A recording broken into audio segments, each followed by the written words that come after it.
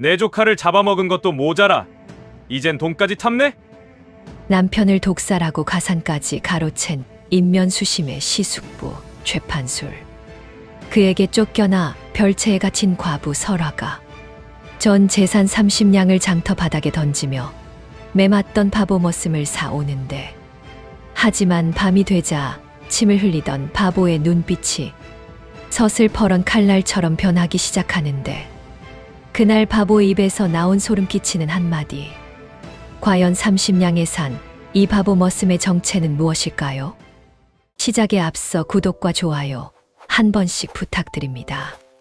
지금 어느 곳에서 이 이야기를 듣고 계신지 댓글로 남겨주세요. 소중한 댓글을 남겨주시는 분들의 삶 속에 기분 좋은 행운과 평온함이 늘 함께 머물기를 바라겠습니다. 돈 30냥의 바보 머슴을 샀다고요? 그렇습니다. 사람들은 미쳤다고 손가락질했습니다. 하지만 그 30냥이 썩은 가문을 도려낼 서슬퍼런 칼날이 될 줄 누가 알았겠습니까? 때는 3월 하순, 남해 포구의 저작거리에는 비린내와 생선 비늘이 햇살에 번들거렸습니다.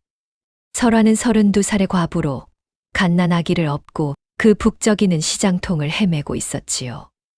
남편 최덕수가 갑작스레 세상을 뜨고 3년이 지났지만 그녀의 눈가에는 여전히 슬픔이 말라붙어 있었습니다.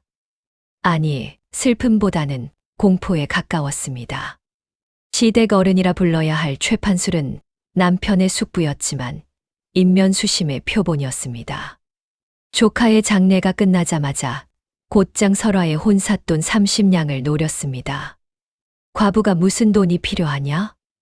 시집봇간에 보태야 할 것 아니냐? 는 추궁이 매일같이 이어졌습니다. 설화는 이를 악물고 버텼습니다. 그 돈은 죽은 남편이 아내와 아이를 위해 남긴 마지막 숨결이었기 때문입니다. 그날도 시숙부의 눈을 피해 저작거리로 나왔습니다. 30냥을 품속에 꼭 숨긴 채 어디론가 몸을 숨길 방도를 찾고 있었던 것입니다. 그때였습니다. 시장 한복판에서 사람들이 우르르 몰려있는 광경이 눈에 들어왔습니다. 이놈의 바보 자식, 또 남의 떡을 훔쳐 먹었구나. 때려라 때려, 귀신 쫓듯 두들겨 패야 정신을 차린다. 설화가 인파를 헤치고 들어가 보니 덩치는 산만한데 정신은 서너 살 아이 같은 사내가 땅바닥에 웅크린 채 매를 맞고 있었습니다. 바로 쇠불이었습니다. 25살의 나이였지만 입가에는 침을 질질 흘리며 희죽희죽 웃고만 있었습니다. 주먹이 얼굴에 박히고 발길질이 옆구리를 짓이겨도 그는 마치 아무 일도 없다는 듯 웃었습니다. 저 자식 진짜 바보 맞네. 맞으면서도 웃고 있잖아. 쓸모도 없는 놈이 밥만 축낸다. 차라리 걔한테 주는 게 나을 판이야. 설화는 그 광경을 보며 가슴이 철렁 내려앉았습니다. 최부리의 둔한 눈빛에서 자신이 시댁에서 보낸 3년의 시간이 겹쳐 보였던 것입니다. 입을 꾹 다물고 견뎌야 했던 모욕들, 분노를 삼키며 고개를 숙였던 수치의 순간들이 주마등처럼 스쳐 지나갔습니다. 저 바보의 가슴이나 내 가슴이나 시퍼런 멍이 든 것은 매 한 가지가 아니겠습니까? 여기 주인 없는 머슴 하나 팔아요. 힘만 세고 머리는 텅 빈 놈이지만 밭 갈고 집 나르는 데는 아주 쓸모가 많다오. 30냥에 데려가시오. 장터 사람들은 비웃었습니다.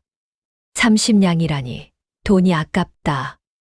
저런 바보는 그냥 줘도 안 데려가겠다. 조롱이 빗발쳤지만 설화의 귓가에는 오직 한마디만 들렸습니다. 30냥. 그것은 설화가 품고 있는 전 재산이자 시숙부가 빼앗으려 혈안이 된 바로 그 돈이었습니다. 설화는 떨리는 손으로 품속의 무명 보따리를 만졌습니다. 아이를 업은 등이 축축하게 젖어들었습니다. 땀인지 눈물인지 알 수 없었습니다. 그 순간 쇠부리가 고개를 들어 설화를 쳐다보았습니다.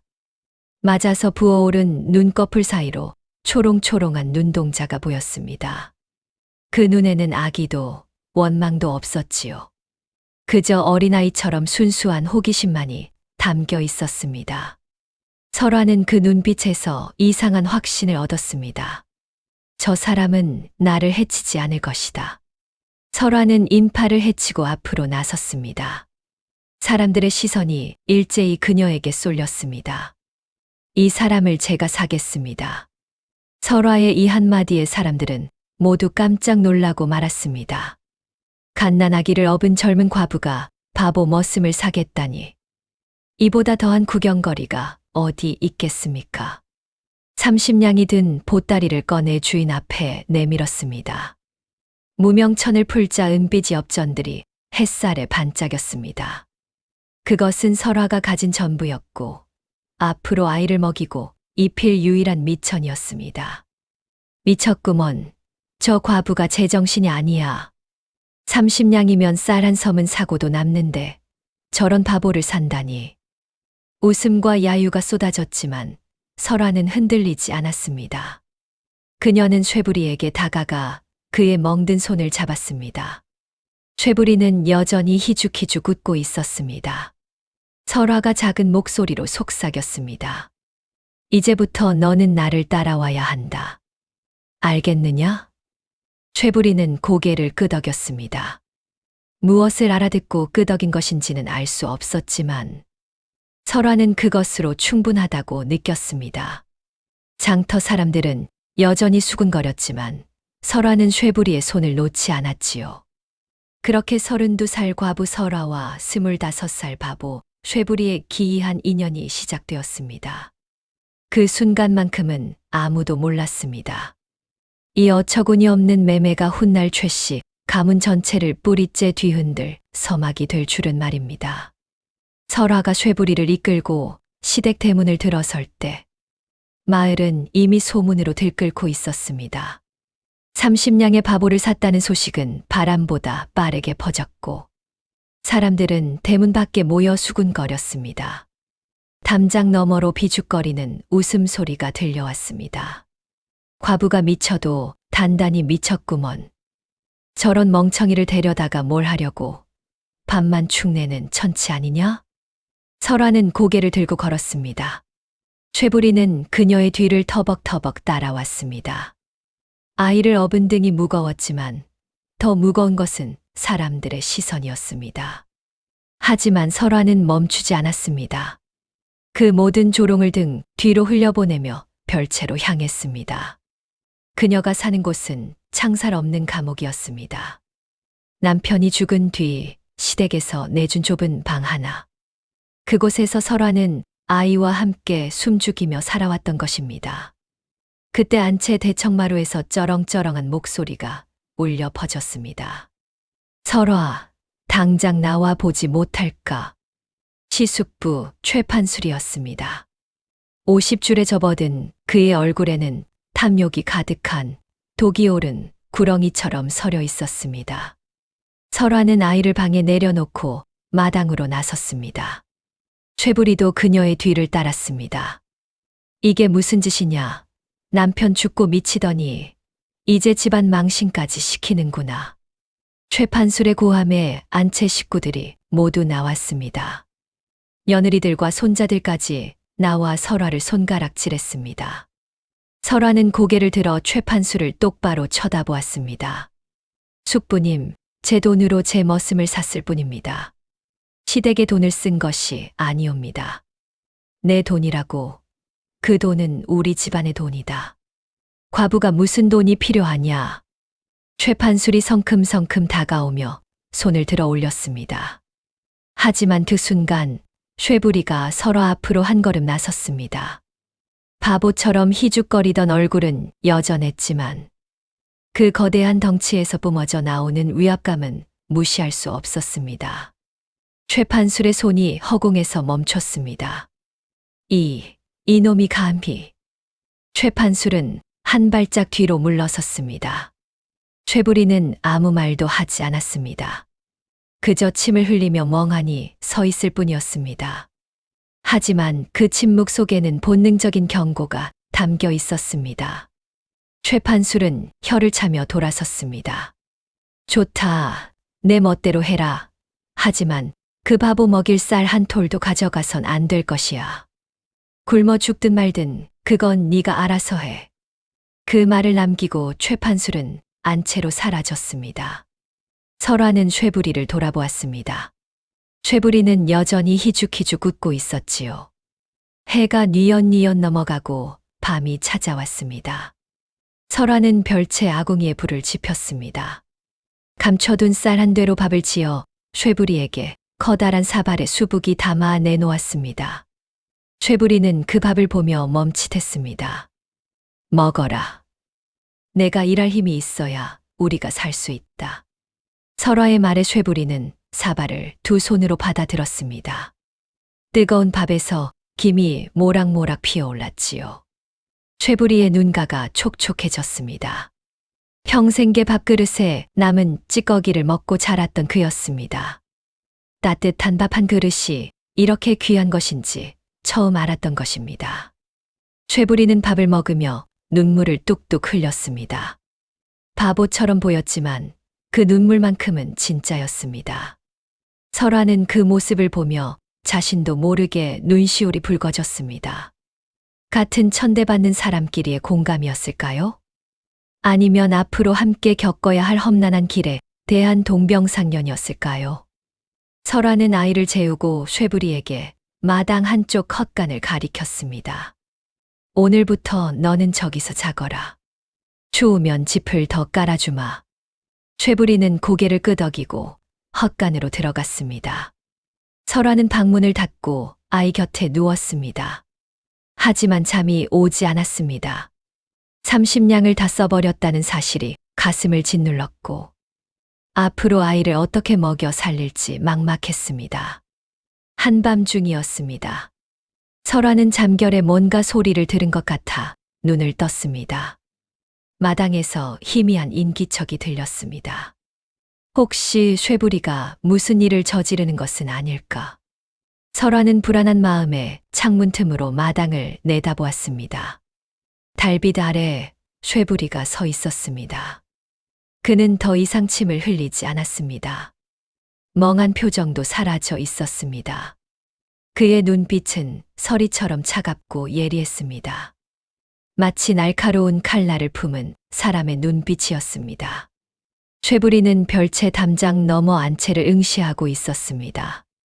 그 시선에는 무언가 깊은 생각이 서려 있었습니다. 설화는 숨을 죽이고 그를 지켜보았습니다. 낮에 보던 바보의 모습은 온데간데 없고 전혀 다른 사람이 서 있는 것 같았습니다. 쇠부리는 한참을 그렇게 서 있다가 다시 헛간으로 들어갔습니다. 설화는 가슴이 두근거리는 것을 느끼며 창문에서 물러났습니다. 저 사람은 대체 누구인가? 설화는 밤새 잠을 이루지 못하다가 새벽이 되어서야 얕은 잠에 빠졌습니다. 다음 날 아침 설화가 마당에 나가보니 쇠부리는 이미 일어나 마당을 쓸고 있었습니다. 다시 침을 흘리며 희죽거리는 얼굴로 돌아와 있었습니다. 설화가 다가가자 쇠부리는 밝게 웃으며 말했습니다. 아씨, 배고파요. 설화는 그 모습을 보며 어젯밤 본 것이 꿈이었나 싶었습니다. 그로부터 며칠이 지났습니다. 쇠부리는 말 그대로 바보 머슴처럼 지냈습니다. 시키는 일은 힘으로 해냈지만 조금만 복잡한 일은 영 엉망으로 만들어버렸습니다. 시댁 노비들은 쇠부리를 보며 낄낄거렸습니다. 역시 바보 맞네. 30냥 날린 거야. 하지만 설화는 알았습니다. 쇠부리가 밤마다 달빛 아래 서서 안채를 응시한다는 것을. 그의 눈빛이 낮과는 완전히 다르다는 것을 말입니다. 설화는 그에게 묻고 싶었습니다. 하지만 차마 입을 열지 못했습니다. 혹시 쇠부리가 자신을 속이고 있다면 그 이유가 무엇일지 궁금하면서도 두려웠습니다. 그렇게 밤은 깊어만 갔습니다. 별채의 방 안에서 설화가 아이를 품에 안고 잠든 후에도 마루 끝에 누워있던 쇠부리는 눈을 감지 않았습니다. 귀뚜라미 우는 소리만이 정막을 가득 채웠습니다. 달빛이 창호지를 뚫고 들어와 마루 위에 희미한 그림자를 드리웠습니다. 쇠부리는 천천히 몸을 일으켰습니다. 낮에 보였던 그 멍한 눈빛은 온데간데 없었습니다. 대신 날카롭고 차가운 빛이 그의 눈동자를 채우고 있었습니다. 쇠부리는 뼈마디가 우두둑 소리가 날 정도로 손가락 마디를 꺾으며 몸을 풀었습니다. 평생 집만 나르던 머슴의 몸이 절대 아니었습니다. 단련된 무인의 모습 그대로였습니다. 그는 마루에서 조용히 내려와 별채 마당으로 나섰습니다. 밤 공기가 제법 차가워서 초봄의 냉기가 목덜미를 훑고 지나갔습니다. 쇠부리는 고개를 들어 안채를 바라보았습니다. 최씨 가문의 저택은 밤이 되니 그 모습이 달라 보였습니다. 낮에는 번듯하고 위험 있어 보이던 기와집이 지금은 마치 산자의 숨을 빨아들이는 거대한 무덤처럼 보였습니다. 검은 기와가 달빛을 받아 번들거렸고 높다란 담장은 이곳이 감옥인지 저택인지 구분이 가지 않게 만들었습니다. 처마 끝에 매달린 풍경이 바람에 흔들리며 낮은 울음소리를 냈습니다. 그 소리는 마치 이 집에서 억울하게 죽어간 홀령의 신음처럼 들렸습니다. 쇠부리는 별채와 안채를 가르는 담장으로 다가갔습니다. 높이가 어른 키의 2배는 좋게 되는 담이었습니다. 보통 사람이라면 사다리나 밧줄 없이는 오를 수 없는 높이였지요. 하지만 쇠부리는 거구와는 어울리지 않는 가벼운 몸놀림으로 담벼락을 타기 시작했습니다. 손가락 끝으로 돌틈을 찾아 몸을 끌어올렸고 발끝으로는 작은 돌기를 밟으며 중심을 잡았습니다. 그 모습은 마치 밤 공기를 가르는 부엉이의 날갯짓처럼 은밀하고 조용했습니다. 담 위에 올라선 쇠부리는 안채 마당을 내려다보았습니다. 마당에는 고요만이 흘렀습니다. 노비들이 자는 행랑채에서는 코 고는 소리가 희미하게 들렸지요. 하지만 서쪽 끝 별당 하나에서만 은은한 촛불이 새어나오고 있었습니다. 쇠판술의 서재였습니다. 한밤중에 불을 밝혀둔 까닭이 무엇이겠습니까? 쇠부리는 담에서 안채 마당으로 뛰어내렸습니다. 마치 고양이가 착지하듯 소리조차 나지 않았죠. 그는 담장 그림자를 따라 이동하며 별당으로 다가갔습니다. 별채방 안에서는 설화가 잠들지 못하고 있었습니다. 아이는 곤히 잠들었지만 설화의 귀는 쇠부리의 기척을 쫓고 있었습니다. 마루에서 일어나는 소리, 마당으로 나가는 발소리, 그리고 담을 넘는 기척까지. 설화는 이불을 목까지 끌어당긴 채 숨죽여 귀를 기울였습니다. 저 머슴이 진짜 바보가 아니었구나. 그렇다면 저 사람은 대체 누구인가? 왜 나를 돕는 것이지? 설화의 가슴이 두근거렸습니다. 두려움과 기대가 뒤섞인 감정이었죠. 만약 쇠부리가 들키기라도 한다면? 쇠판술은 가차 없이 그를 죽일 것이었습니다. 그리고 설화 역시 무사하지 못할 것이었어요. 하지만 동시에 작은 희망이 가슴 한구석에서 싹트고 있었습니다. 혹시 저 사람이 내 한을 풀어줄 유일한 동아줄은 아닐까? 덕수의 원수를 갚을 수 있는 마지막 기회는 아닐까? 설화는 죽은 남편을 떠올렸습니다. 3년 전 그날의 기억이 생생했습니다. 건강하던 남편이 갑자기 병상에 눕더니 열흘을 앓다가 결국 숨을 거두었습니다. 의원은 급체로 인한 병사라고 했지만 설화는 늘 의문을 품고 있었습니다.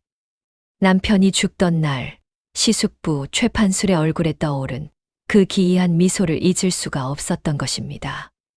별당 창가에 다다른 쇠부리는 창호지 틈에 귀를 바짝 댔습니다. 안에서 두 남자의 목소리가 들렸습니다. 그 일은 이제 잊으시오. 3년이나 지났는데 누가 알겠소? 하지만 그 약사발을 강물에 던졌다고는 하나. 혹여 떠내려가지 않고 어디 걸려 있으면 어쩌려고? 최판술의 목소리였습니다. 떨리는 음성 속에 초조함이 배어 있었죠. 염려 마십시오, 나리. 그 사발은 제가 직접 돌을 묶어 깊은 여울에 가라앉혔습니다. 이제는 물고기 밥이 되었을 것입니다. 의문의 사내가 대답했습니다. 최부리는 주먹을 꽉 쥐었습니다. 약사발이라니. 그것은 독약을 담았던 그릇을 의미하는 것이 분명했습니다. 그나저나 그 과부년이 30냥으로 바보를 사들였다지. 참으로 어리석은 것이로구나. 최판술이 비웃었습니다. 그 웃음소리는 밤의 정막을 찢고 창호지를 뚫고 나왔습니다. 최부리는 이를 악물었습니다. 하지만 지금은 참아야 할 때였습니다. 최부리는 별당 뒤편으로 돌아갔습니다. 거기에는 하인들이 잡동사니를 쌓아두는 창고가 있었죠. 문은 낡아서 빗장조차 제대로 걸리지 않았습니다. 최부리는 문을 살며시 밀고 안으로 들어갔습니다. 창고 안은 어둠이 짙었습니다. 달빛이 틈새로 가느다랗게 들어올 뿐이었죠. 최부리는 선반을 뒤지기 시작했습니다. 먼지가 풀풀 날렸지만 기침을 참았습니다. 그리고 가장 안쪽 선반에서 두루마리 하나를 발견했습니다. 두루마리를 펼치자 최판술의 인장이 찍힌 서신이 나타났습니다. 거기에는 약재상에게 보낸 주문서가 적혀 있었죠. 부자 3돈, 천남성 2돈. 모두 독성이 있는 약재들이었습니다. 날짜는 3년 전 설화의 남편이 죽기 한 달 전이었습니다. 최부리는 그 서신을 품속에 넣었습니다. 그리고 창고를 빠져나와 왔던 길을 되짚었습니다. 담을 넘어 별채로 다시 돌아왔습니다. 최부리는 마당에 있는 빗자루를 살짝 들어 올리고 그 밑에 서신을 숨겼습니다. 그리고 다시 마루로 올라가 눈을 감았습니다. 설화는 최부리가 돌아온 기척을 느꼈습니다. 무사히 돌아온 것을 느끼고 가슴을 쓸어내렸습니다. 하지만 그동안 무엇을 하고 왔는지 몹시 궁금해졌습니다. 그녀는 어서 동이 트기를 기다렸습니다. 드디어 동이 트고 설화가 마당에 나가 빗자루를 들었을 때 빗자루 밑에서 낡은 두루마리가 나타났습니다. 순간 손이 떨렸습니다. 두루마리를 펼치자 최판술의 인장이 찍힌 서신이 드러났습니다. 부자와 천남성, 모두 독성을 지닌 약재들이었습니다. 날짜는 남편이 죽기 한 달 전이었죠. 설화는 재빨리 두루마리를 치마폭 깊숙이 숨겼습니다. 심장이 방앗간 공이질하듯 요란하게 뛰었습니다. 그날 오후 별채 대문이 거칠게 열렸습니다. 최판술이었습니다. 50줄 나이의 그 사내는 손에 낡은 장부 하나를 들고 있었습니다. 뒤따라 시댁의 머슴 둘이 들어왔습니다. 설화는 아이를 방 안에 두고 마루로 나섰습니다. 최부리는 마당 구석에서 빗자루질을 하며 침을 흘리고 있었습니다. 설화, 이제 그만 입을 열어야겠구나.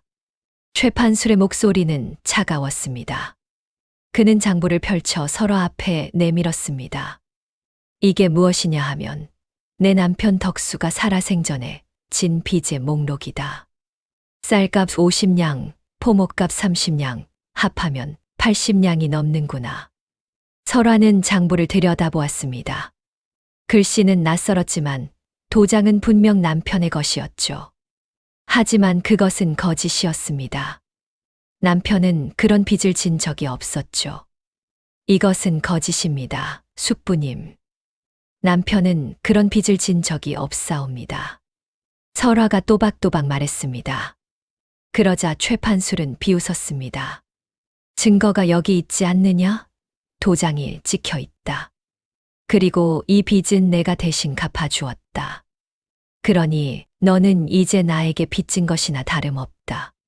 최판술의 논리는 교묘했습니다. 가짜 빚으로 설화를 올가매려는 것이었죠. 설화의 입술이 파르르 떨렸습니다. 그 돈을 갚을 길이 없다면 너는 이 집을 떠나야 한다. 개가를 해서 다른 집으로 가든지 아니면 절에 들어가 비구니가 되든지 선택하거라. 개가라니. 설화의 얼굴이 창백해졌습니다. 남편이 죽은 지 3년밖에 되지 않았는데 벌써 다른 남자에게로 가라는 말이었습니다. 그것도 최판술이 미리 점 찍어둔 늙은 호라비에게로 말입니다. 저는 남편의 묘소를 지키며 아이를 키울 것입니다. 개가는 절대 할 수 없습니다. 설화의 목소리는 떨렸지만 단호했습니다. 최판술의 얼굴이 일그러졌습니다. 고집이 세구나.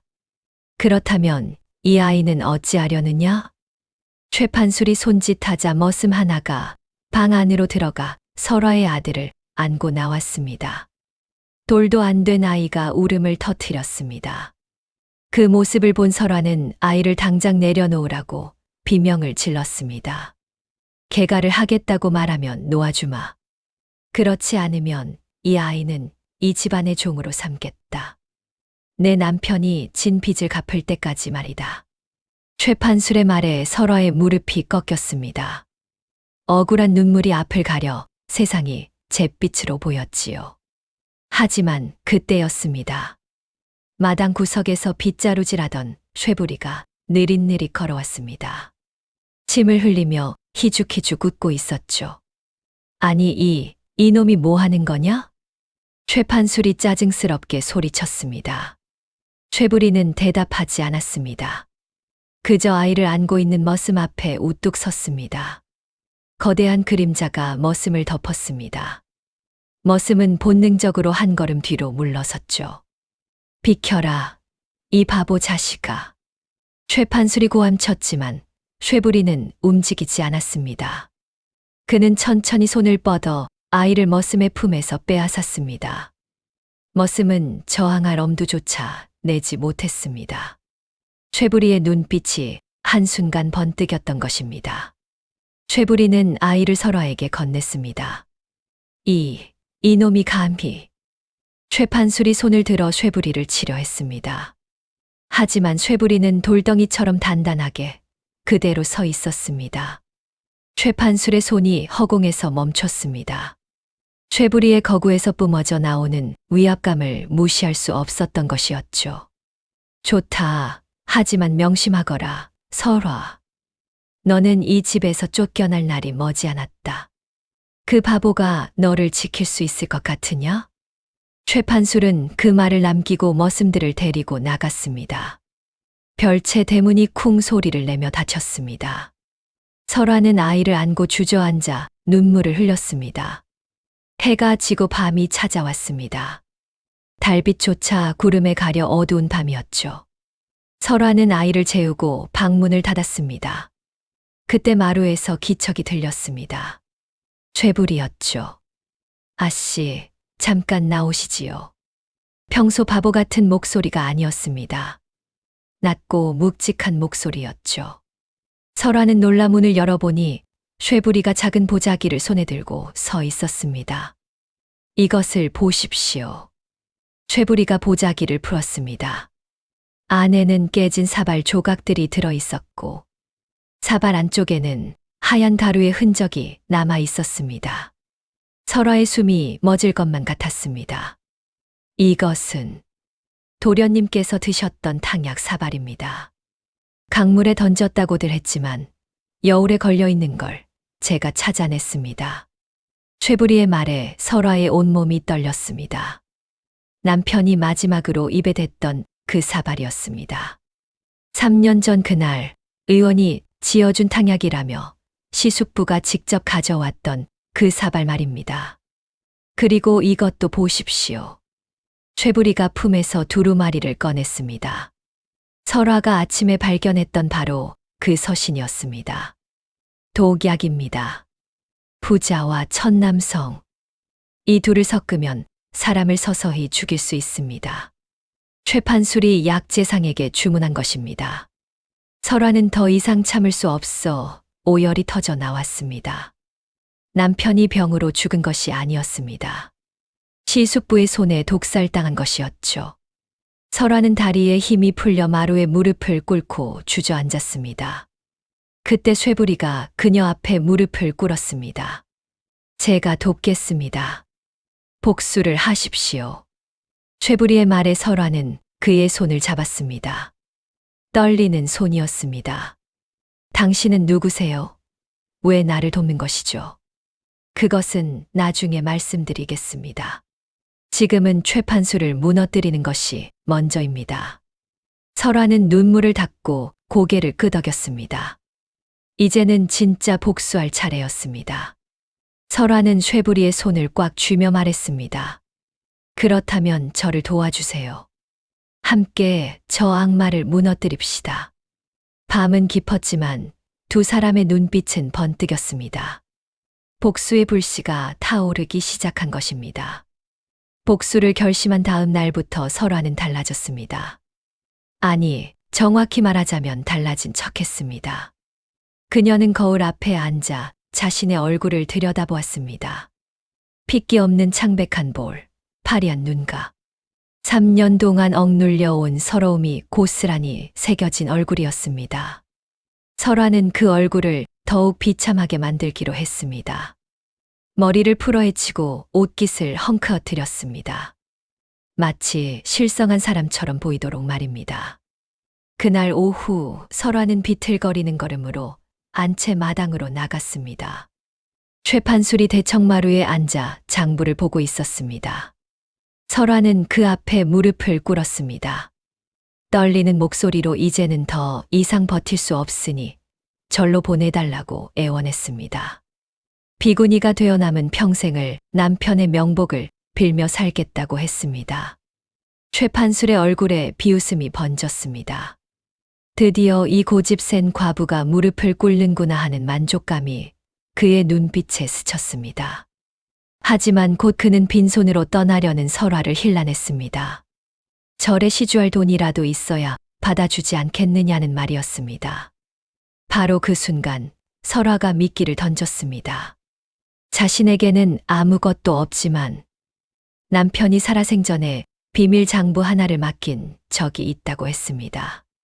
그것이 무엇인지는 모르나 남편은 그것이 있으면 모녀가 평생 굶지 않을 거라고 했다는 말을 덧붙였습니다. 최판술의 귀가 번쩍 열렸습니다. 비밀 장부라니. 그것은 채권일 수도 있고 숨겨둔 재산 목록일 수도 있었습니다. 최판술의 입술이 실룩거렸습니다. 마치 고양이 앞에 생선을 던져준 꼴이었지요. 그는 장부가 어디 있느냐고 다그쳤고 설화는 정신이 온전치 못해 기억이 가물가물하다며 머리를 감싸 쥐었습니다. 아마도 뒷산 어딘가였던 것 같다고 아니면 창고였을지도 모른다고 중얼거렸습니다. 최판술의 눈이 더욱 번뜩였습니다. 그는 곧바로 신복을 불렀습니다. 뒷산과 창고를 샅샅이 뒤지라는 명령이 떨어졌습니다. 장부나 문서 같은 것이 있으면 즉시 가져오라고 했습니다. 신복이 물러간 후 최판술은 혼자 중얼거렸습니다. 덕수 그놈이 재산을 숨겨두었구나. 그것까지 내 것이 되면 나는 더 큰 부자가 될 수 있다. 탐욕이 그의 얼굴을 일그러뜨렸습니다. 눈빛은 독사의 그것처럼 번들거렸고 숨소리까지 거칠어졌습니다. 그는 장부를 넘기며 계산을 시작했습니다. 종이가 바스락거리는 소리만이 대청마루에 울려 퍼졌습니다. 손가락은 숫자를 더하고 또 더했습니다.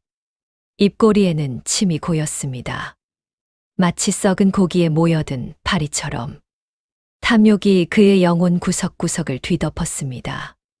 한편 별채 마당에서는 쇠부리가 개와 장난을 치고 있었습니다.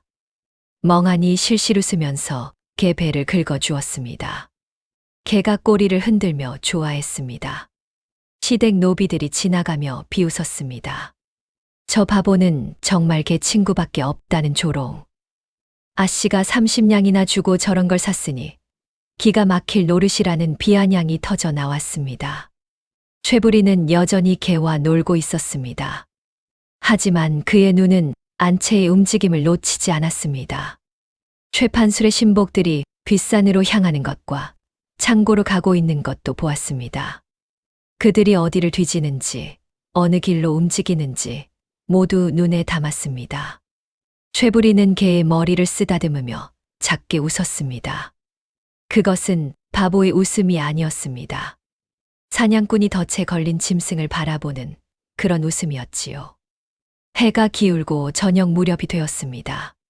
설화는 방 안에서 창밖을 내다보았습니다. 별채 마당에 핀 진달래 꽃잎이 바람에 날려 떨어지고 있었습니다.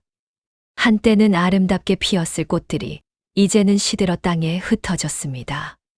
설화는 그 꽃잎을 보며 생각에 잠겼습니다. 자신도 저 꽃처럼 시들어가는 줄만 알았습니다.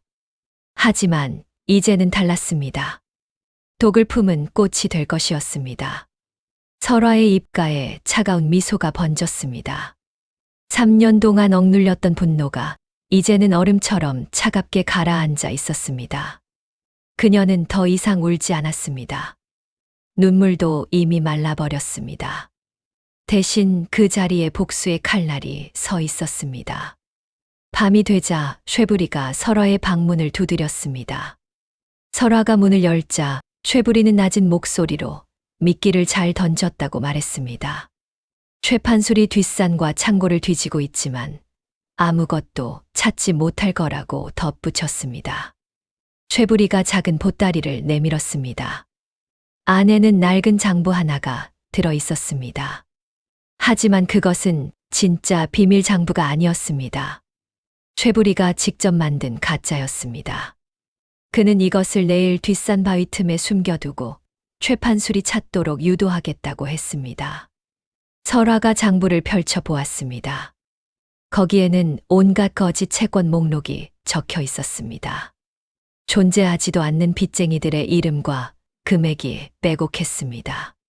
쇠부리는 쇠판술이 이 채권들을 추심하려 할 것이고 그 과정에서 거짓이 드러날 것이며 그것이 그의 파멸의 시작이 될 거라고 설명했습니다. 설화가 고개를 끄덕였습니다. 장부를 쇠부리에게 돌려주며 이제 돌이킬 수 없는 길을 가고 있다고 말했습니다. 쇠부리는 이미 시작되었으며 복수는 반드시 이루어질 것이라고 답했습니다. 쇠부리가 물러가고 설화는 창밖을 다시 내다보았습니다.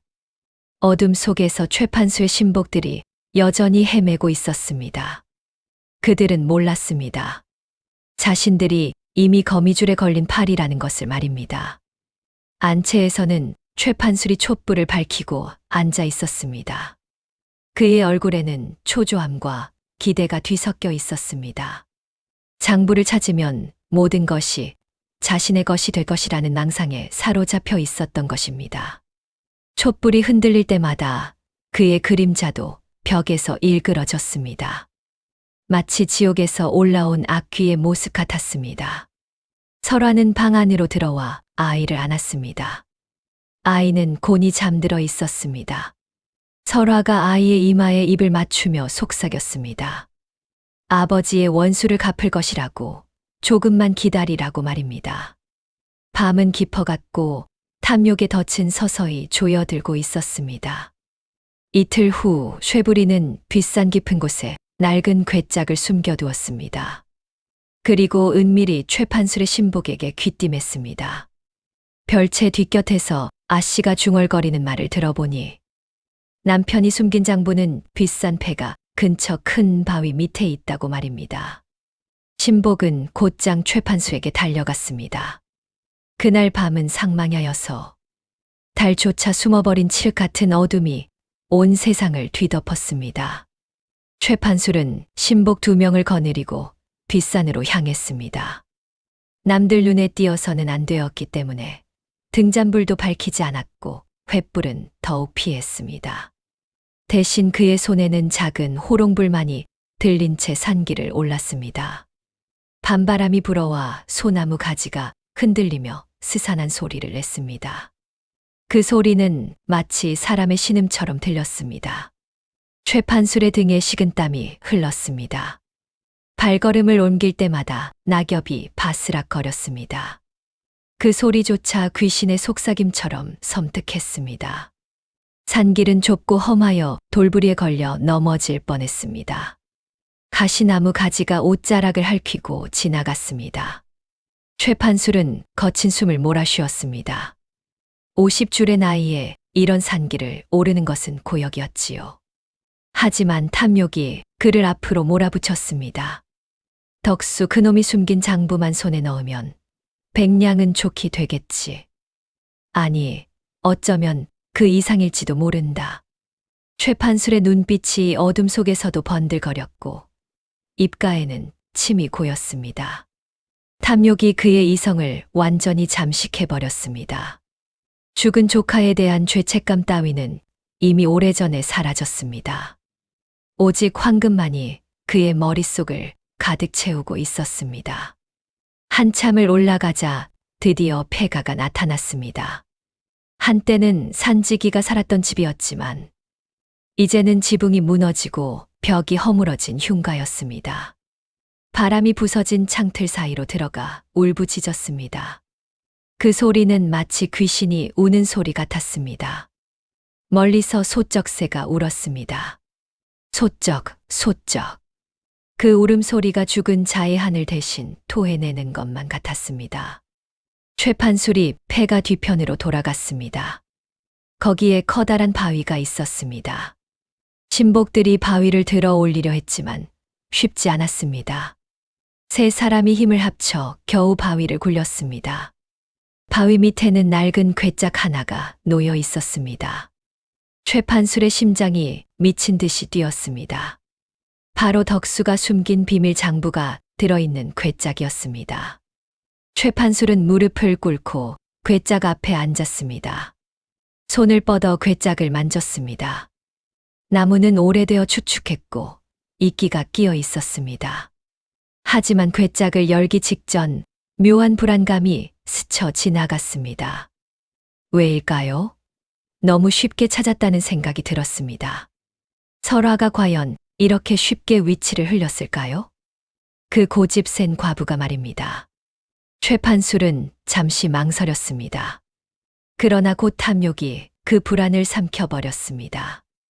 아니다, 설화는 실성한 사람이다. 정신이 온전치 못한 사람이 무슨 수를 쓸 수 있겠는가. 최판술은 스스로를 안심시켰습니다. 그리고 떨리는 손으로 괴짝의 뚜껑을 열었습니다. 괴짝이 열리는 순간 최판술의 얼굴이 굳어졌습니다. 안에는 황금도 장부도 없었습니다. 대신 깨진 사발 조각들이 놓여 있었습니다. 하얀 가루의 흔적이 남아있는 사발이었습니다. 최판술은 그 사발을 바로 알아보았습니다. 3년 전 덕수에게 독약을 먹일 때 사용했던 바로 그 사발이었습니다. 최판술의 얼굴이 점점 창백해졌습니다. 사발 옆에는 종이 한 장이 놓여 있었는데 피로 쓴 글씨였습니다. 최판술이 떨리는 손으로 종이를 집어들었습니다. 호롱불을 가까이 비추자 글자가 선명하게 드러났습니다. 50대 최판술, 내가 지은 죄를 낱낱이 기록하노라. 첫째, 조카 덕수를 독살한 죄. 둘째, 과부와 어린 것을 핍박한 죄. 셋째, 죽은 자의 재산을 탐한 죄. 이 세 가지 죄는 하늘이 용서치 않으리라. 최판술은 온몸이 얼어붙는 것만 같았습니다. 이것은 설화가 판 덫이었습니다. 그 순간 최판술은 깨달았습니다. 자신이 철저히 놀아났다는 것을 말입니다. 그때 뒤에서 무거운 발걸음 소리가 들렸습니다. 최판술이 황급히 돌아보니 어둠 속에서 거대한 형상이 나타났습니다. 바로 쇠불이었습니다. 하지만 그는 더 이상 바보가 아니었습니다. 낮에 보이던 멍한 눈빛도 침을 흘리던 모습도 사라졌습니다. 대신 서슬퍼런 살기가 온몸에서 뿜어져 나왔습니다. 달빛도 없는 어둠 속에서 쇠부리의 눈만이 차갑게 빛났습니다. 최판술이 뒷걸음질 쳤습니다. 신복들도 겁에 질려 주춤거렸습니다. 쇠부리는 천천히 다가왔습니다. 한 걸음 한 걸음 디딜 때마다 낙엽이 지식여지는 소리가 났습니다. 그 소리는 마치 뼈가 부러지는 소리처럼 섬뜩했습니다. 쇠부리가 입을 열었습니다. 목소리는 낮고 묵직했습니다. 바보의 말투는 온데간데 없었습니다. 최판술 25살 쇠부리가 묻노라. 내가 지은 죄를 아느냐? 최판술의 입술이 파르르 떨렸고 말이 나오지 않았습니다. 쇠부리가 한 걸음 더 다가왔습니다. 내 손에 죽은 덕수 도련님의 원혼이 너를 부르고 있다. 내가 탐한 황금은 없다. 여기 있는 것은 오직 내 죄의 증거뿐이다. 최판술이 비명을 지르며 돌아서서 도망치려 했습니다. 하지만 쇠부리가 그의 앞을 가로막았습니다. 거대한 그림자가 최판술을 덮치며 쇠부리가 낮게 말했습니다. 그곳은 내 놈의 무덤이다. 최판술의 비명이 밤하늘로 흩어졌습니다. 하지만 아무도 듣지 못했습니다. 그곳은 인적 없는 깊은 산속이었습니다. 오직 억울하게 죽은 홀령들만이 그 비명을 들을 뿐이었지요. 동이 트는 이른 아침이었습니다. 마을은 아직 잠에서 깨어나지 않았습니다. 하지만 관가 앞마당은 이미 소란스러웠습니다. 쇠부리가 포승줄에 묶인 최판수를 끌고 나타났기 때문입니다. 바보인 줄 알았던 머슴이 양반 어른을 결박하여 끌고 오다니. 이보다 더한 구경거리가 어디 있겠습니까? 관가 대문을 지키던 나졸들이 황급히 달려왔습니다. 하지만 쇠부리는 그들을 막아서며 낮고 묵직한 목소리로 말했습니다. 사또께 아뢰어야 할 급한 사건입니다. 나졸들은 쇠부리의 눈빛을 보고는 더 이상 막지 못했습니다. 그 눈빛에는 농담이나 거짓이 없었습니다. 소문은 삽시간에 퍼져 최씨 가문의 최판수리 관가에 끌려갔다는 말이 온 마을을 덮었고 사람들은 관가 마당으로 몰려들었습니다.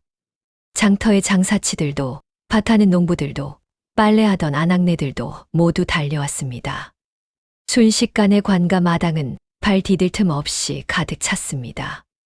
사또가 대청에 올랐습니다. 관복을 단정히 입고 관모를 쓴 사또의 얼굴은 굳어 있었습니다. 그는 최판수를 내려다보았습니다. 최판술은 포승줄에 묶인 채 마당 한가운데 무릎을 꿇고 있었습니다. 어젯밤 산속에서 도망치다 넘어진 탓에 옷은 찢어지고 얼굴은 흙투성이었습니다. 사또가 호령했습니다. 죄인의 이름과 죄목을 밝히라는 명이었습니다. 쇠부리가 앞으로 나섰습니다. 그는 더 이상 침을 흘리지 않았고 목소리도 또렷했습니다. 이 자는 최씨 가문의 최판수리옵니다. 50대의 나이로 조카 덕수를 독살하고 그 처자식을 핍박한 죄인이옵니다. 관가 마당이 술렁거렸습니다. 독살이라니 덕수는 병으로 죽은 것이 아니었단 말인가. 사람들이 웅성거렸고 최판술이 고개를 들어 소리쳤습니다. 거짓이옵니다. 사또 나리, 이것은 모함이옵니다. 최판술의 목소리는 떨렸지만 크게 울려 퍼졌습니다. 그는 오히려 적반하장으로 나왔습니다. 설화가 젊은 머슴과 통정하여 자신을 모함한다고 주장했고 과부가 정절을 잃고 머슴과 사통하다가 들킬까 두려워 자신을 함정에 빠뜨렸다는 것이었습니다. 관가 마당의 공기가 차갑게 얼어붙었습니다. 최판술의 입에서 나오는 말들은 역겨웠습니다. 죽은 조카의 명예는 생각지도 않고 오직 자신의 목숨을 구하기 위해 온갖 거짓을 쏟아냈습니다. 구경꾼들 사이에서 야유가 터져 나왔습니다. 그때 설화가 나타났습니다. 그녀는 아이를 업고 관가 마당으로 들어섰습니다. 머리를 단정히 빗었고 옷깃도 반듯했습니다. 더 이상 실성한 사람의 모습이 아니었습니다. 그녀는 사또 앞에 무릎을 꿇었습니다. 사또 나리, 소녀는 죽은 덕수의 아내 설화옵니다. 32살의 과부로서 시댁의 핍박을 견디며 살아왔나이다. 이제 남편의 원수를 갚고자 이 자리에 섰사옵니다. 설화의 목소리는 떨렸지만 단호했습니다. 그녀는 품에서 무명 보자기를 꺼냈습니다. 보자기를 풀자 깨진 사발 조각들이 나타났고 하얀 가루의 흔적이 선명하게 남아 있었습니다. 이것은 남편이 마지막으로 입에 댄 탕약 사발이옵니다. 시숙부 최판술이 직접 가져다 주었던 바로 그 사발이옵니다. 설화가 또 다른 보자기를 꺼냈습니다. 안에는 최판술의 인장이 찍힌 약재 주문서가 들어 있었습니다. 부자와 천남성, 모두 독성을 지닌 약재들이었고 날짜는 3년 전 덕수가 죽기 한 달 전이었습니다. 사또가 증거물들을 가져오게 했습니다. 나조리 사발 조각과 주문서를 사또 앞에 올렸고 사또는 꼼꼼히 살펴보았습니다. 그의 얼굴이 점점 굳어갔습니다. 최부리가 품에서 낡은 장부를 꺼내며 다시 입을 열었습니다. 사또 날이 소인은 바보 행세를 하며 전국을 떠돌았사옵니다. 그 과정에서 최판술의 과거 악행들을 하나하나 찾아낸나이다. 최부리가 장부를 펼쳤습니다. 거기에는 최판술이 과거에 저지른 수많은 악행들이 적혀 있었습니다. 소작인의 땅을 빼앗은 일, 빚진 사람을 몰아 자살케 한 일, 관가에 뇌물을 바쳐 죄를 모면한 일들이 낱낱이 기록되어 있었습니다. 관가 마당이 다시 술렁거렸습니다. 최판술의 얼굴이 흙빛으로 변했습니다. 그는 고개를 떨구고 말이 없었습니다. 더 이상 변명할 여지가 없었던 것입니다. 설화가 천천히 일어났습니다. 그녀는 최판술을 똑바로 쳐다보았습니다. 3년 동안 참았던 분노가 그녀의 눈빛에서 불꽃처럼 타올랐습니다. 50대 최판술, 32살 설화가 묻노라. 인간의 탈을 쓰고 어찌 조카를 죽이고 그 처자식까지 벼랑으로 몰았느냐. 설화의 목소리가 관가 마당을 울렸습니다. 구경꾼들이 모두 숨을 죽였습니다. 최판술은 대답하지 못하고 바닥에 엎드려 살려달라고 빌었지만 아무도 동정하지 않았습니다. 사또가 노를 내리쳤습니다. 쾅 소리가 울려 퍼졌습니다. 최판술, 조카를 독살하고 그 처자식을 핍박한 죄, 실로 천인공노할 일이로다. 곤장백대에 처하고 3,000리 유배를 보내며 가사는 모두 정몰하여 피해자에게 돌리도록 하라. 나졸들이 달려들어 최판술을 끌어냈습니다. 곤장이 내려치기 시작했습니다. 한 대, 두 대, 세 대. 최판술의 비명이 관가 마당에 울려 퍼졌고 피가 흘렀습니다. 100대의 곤장이 끝날 무렵 최판술은 거의 죽은 것처럼 축 늘어져 있었습니다. 나졸들이 그를 끌고 나갔습니다. 관가 마당은 다시 고요해졌습니다. 설화는 그 모습을 보며 무릎을 꿇고 눈물을 흘렸습니다. 이번에는 한의 눈물이 아니었습니다. 원수를 갚은 후의 눈물이었습니다. 덕수, 당신의 원수를 갚았소이다. 설화의 목소리가 떨렸습니다. 그녀는 하늘을 올려다보았습니다. 아침 해가 밝게 떠올랐고 3년 만에 처음으로 따뜻한 햇살이 그녀의 얼굴을 비췄습니다. 최판술이 유백일에 오른 후 설화의 삶은 송두리째 바뀌었습니다. 사또의 명으로 최 씨 가문의 모든 재산이 조사되었고 그중 설화의 남편 덕수가 일궈놓은 상단과 전답이 정당한 주인에게 돌아갔습니다. 빼앗겼던 혼삿돈 30냥도 돌아왔지만 이미 설화에게 그 돈은 중요하지 않았습니다. 더 귀한 것을 얻었기 때문입니다. 설화는 별채를 나와 안채로 들어갔습니다. 한때 시숙부가 호령하던 그 대청마루에 이제는 설화가 앉았고 아이를 무릎에 앉히고 장부를 펼쳐 남편이 살아생전 꾸려놓은 사업들을 하나하나 파악했습니다. 설화는 그것들을 다시 일으켜 세우기로 다짐했습니다. 마당에는 봄꽃이 다시 피어났습니다. 진달래가, 개나리가, 목련이 활짝 피어 안채를 가득 채웠고 한때 시들고 쓸쓸했던 그 마당이 이제는 생기로 넘쳤습니다.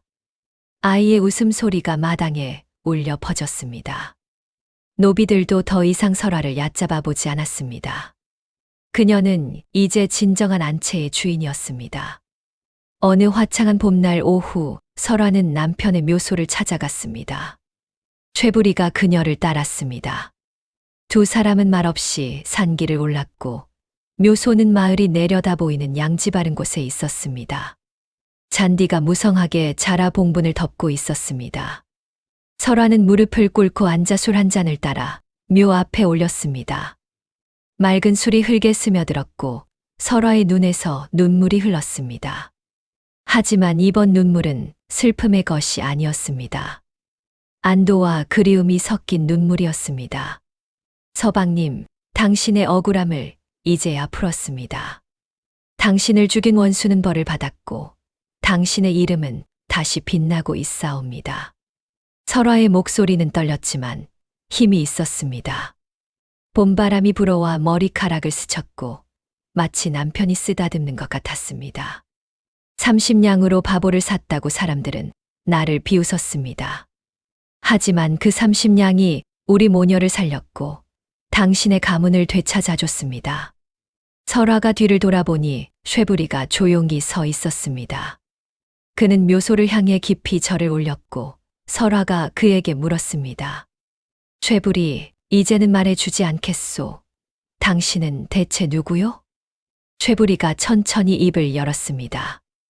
목소리는 여전히 낮고 묵직했습니다. 소인의 아버지도 최판술에게 당했사옵니다.